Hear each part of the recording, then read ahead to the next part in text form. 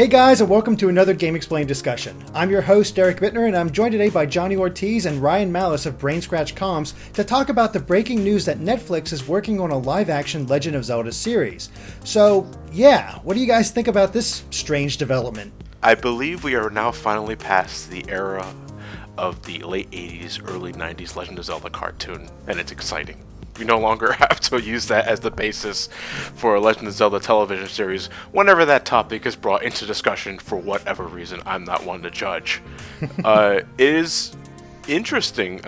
Out of left field, I would never think they would make some sort of adaptation, television or movie otherwise, of The Legend of Zelda. I thought after the Super Mario Brothers movie they weren't going to do any of that ever again.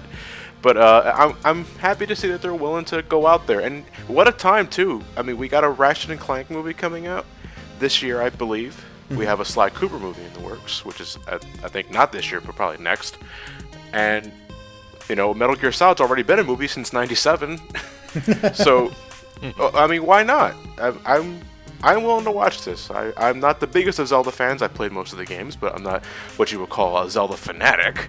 I'm gonna give it a watch. I watched Sonic Boom. Why not? What about you, Ryan? Well, excuse me, John. I kind of like the old series for shits and giggles. You think you did? Watch it now. Yeah, no. I admit it's a terrible show, but I like it for its terribleness. True. But what do you think? You think this one has a chance of being good? Well, Netflix is in charge, so maybe. It really just depends on how much Nintendo restricts them. Because they're very uppity about their franchises being used by anyone else, really. So I'm expecting them to say, you can't do this, you can't do that, you can't do any of this stuff. Here's what you can do, and they're going to be kind of limited by that. So I hope that's not really the case, but we'll see. Yeah, I mean, Netflix has a pretty good track record from what I could see. I know a lot of people like Orange is the New Black and... House of Cards, I think? House of Cards. So they have a lot of pull anymore, and they got those 4 different Marvel projects coming out too. So Netflix is definitely becoming a big thing. So it's interesting that they're going in this direction to try to get Zelda, because, you know, when I was first heard about this news, I heard it from Andre while I was on vacation, and he said, like, you know, Zelda's on Netflix. I'm like, oh, the old 89 series is coming out, or whatever year it came out. And I'm like, oh, it's coming to Netflix. That's interesting. I'm like, I don't care because it's the old terrible cartoon version. But then I looked it up, and lo and behold, it's live action, and they're saying they're going for more of a Game of Thrones for a family audience, which I find is a very strange way to do it. I'm guessing they only said Game of Thrones because that's the popular fantasy at the moment. If this was like in the early 2000s, it'd be Lord of the Rings, but more family friendly. Absolutely. You know, Twitter is a really good means for me to finding out, like, what's currently going on. I see Zelda trending at the top of the list, and I'm saying, oh, okay, probably got a Wii U update, maybe someone died, or something's in the works, and I click on it, and everyone's talking about a live-action Zelda show, and wow, I mean, what do you say after that? I mean, that's exactly what these discussions are here in the first place, you know, to get it off our chest and all that, but it is like the last thing I expected to hear in like the last 10 years. A live-action Zelda series. That said, though, I mean, what will we focus on? We can't have, obviously, Link be the silent protagonist. That'd be very interesting. I like to see how they work a live-action series around that.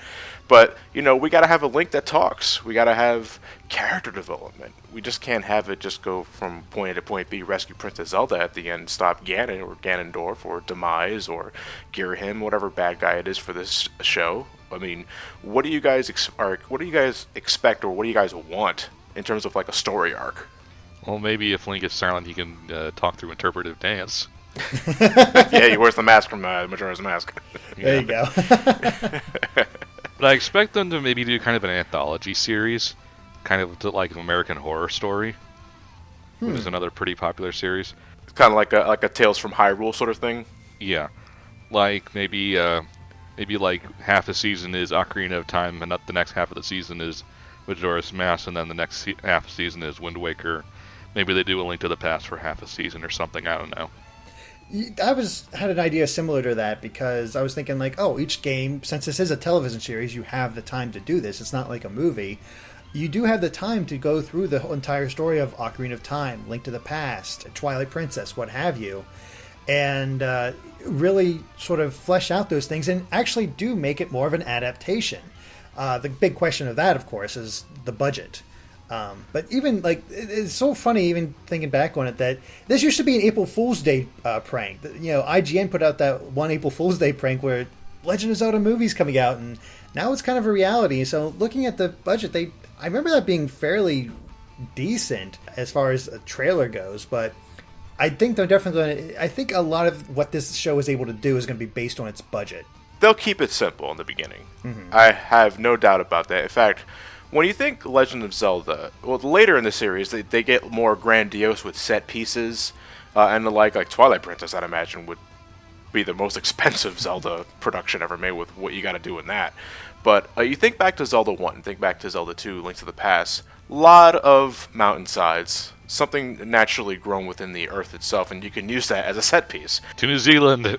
Yeah, let's go to New Zealand and film everything there for like $10, and we can make $1 million franchise with that. In fact, I wouldn't be surprised if that's what they were going to do for like season 1 of this series. Keep it simple, keep it clean, and then when the money's really raking in, then you can start like adapting Ocarina of Time, or go set in the ocean, film Wind Waker. And if you really got the money, get some levitating islands, push out the people that are doing the BioShock Infinite movie, and make a Skyward Sword movie instead. There you go. It's so interesting because, I mean, when I first heard this, really looked at this news, I was like, in some ways, I'm kind of surprised that they're doing Zelda first. I mean, yeah, it's the biggest and most popular, but I thought Pikmin would be the next obvious choice for a television series. Like Pikmin shorts, like short animation series on Netflix is something that I would have predicted more, coming out first before something like Zelda, which is a bigger risk. Agreed. I always viewed the Pikmin HD shorts to be testing, like they testing the waters to see if it would sell well. I'm not sure how lucrative the Pikmin shorts were in terms of how well they sold, which we recommend, by the way. I mean, those are innocent and great for the kids sort of short movies that we recommend you buy because, I liked what I saw. But I think they have more to gain with Zelda than Pikmin at the moment. So it makes sense to me that they would try Zelda first before resorting to a lesser-known franchise, not to speaking quality, just popularity. Well, I guess, since we're already here and we're already speculating on stuff, casting. Do you guys think we should go with unknowns, or you think there should be somebody a little bit more famous in this? I mean, I'm not saying like an A-lister, of course, but somebody that's relatively well known, at least as far as genre films are concerned. This is where I kind of falter because I do not keep up with television and movies unless like some are blockbusters, so I can't pull names out of a hat as rapidly as someone who like watches Game of Thrones or Walking Dead, maybe Breaking Bad, but I don't think Bryan Cranston would make a good Ganondorf.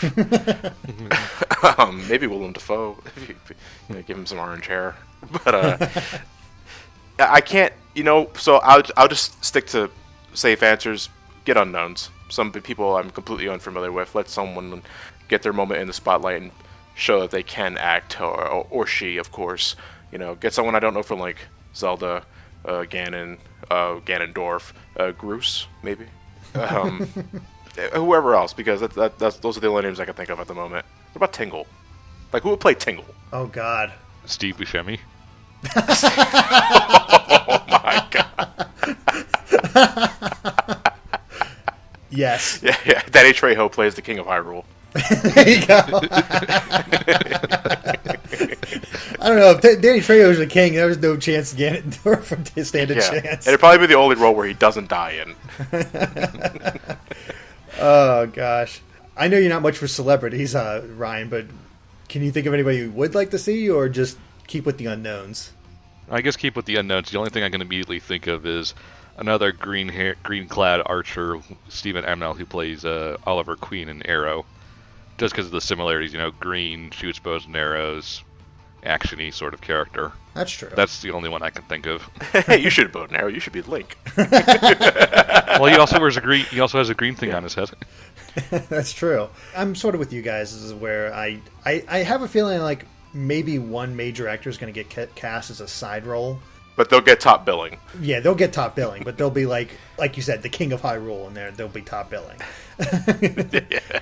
Nobody really that major. Sean Bean appears for 1 minute in The Legend of Zelda live-action series. Perfect. He plays the captain of the guard who gets killed by Ganondorf immediately. Oh, Sean Bean, you never fail to impress. I do think we're probably going to see more of a teenage Link rather than young Link. I can't imagine. Yeah. I can't imagine them going like giving like a 13-year-old here, have a sword, go defeat evil. I don't watch Game of Thrones, but wasn't there a child actor in that? Yeah, I would say someone like a kid, like around a teenager, probably around 14, 15 years of age.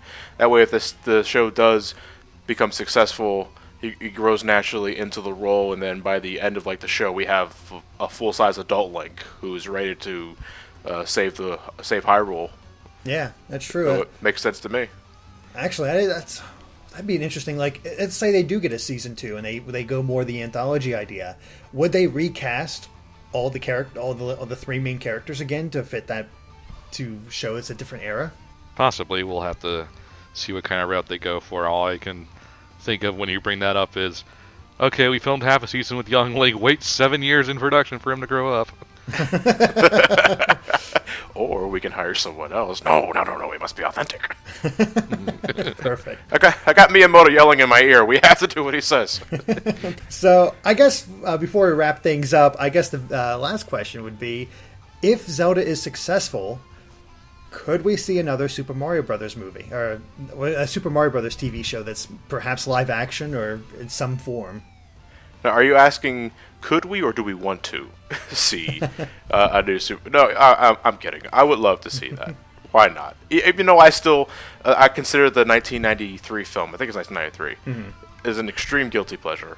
I love watching it for Dennis Hopper alone, honestly. And Bob Hoskins in the role of Mario. But, yeah, why not? Don't make it live action, though. Make it something akin to Pixar or DreamWorks, whenever... So we're going to have another discussion on that Sony leak. Yeah, it's true. Yeah, I kind of forgot about that. Whatever. I mean, if 3D action, 3D cinematic CGI action, I would love to see that for Mario. I think that would fit wonderfully for that sort of universe. Oh, yeah, absolutely. I mean, we already got, Gennady Tartakovsky's next movie is Popeye, and that looks fantastic from the little trailer I saw. Yeah, I did see that lead trailer, and I thought that would work well. That sort of that zany sort of style would work well for Super Mario Brothers. Yep. All right, guys. Well, any final thoughts before we wrap things up here? Look, there's not much competition for a live-action Zelda. The only thing you can really base it on to compare is the late 80s cartoon, which we like for the wrong reasons, and the CDI Zelda games. More accurately, the Zelda game with that live-action cutscenes and stuff. I mean, I don't know what the production values were for that one. That's the one I'm least familiar with. But Zelda live action has no place to go but up. And I'm looking forward to it on that merit alone. Yeah, we ultimately have nowhere to go but up.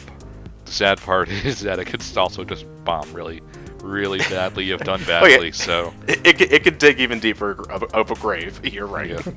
I think the first season might just get a pass because of curiosity. Like, everybody has Netflix, so of course everybody's going to check this out. Mm-hmm. Agreed. It's going to be one of those that is just like, even if it's terrible, it's like, I got to see where this goes. What about you? What do you think? I think I'm cautiously optimistic. It's strange to think about, but I think if you get the right production behind it, because there's no word yet about casting or who would be a showrunner or anything like that in this article from the Wall Street Journal. It's just saying that Netflix is seeking it out. So it's hard to get any kind of real sense about what is going to happen with this. But it's interesting that the Nintendo is opening up and allowing this sort of thing to happen. It's like, okay, we're going to take this shot again. We're going to try to get into film or television and see where this goes. And Netflix seems like a pretty safe bet.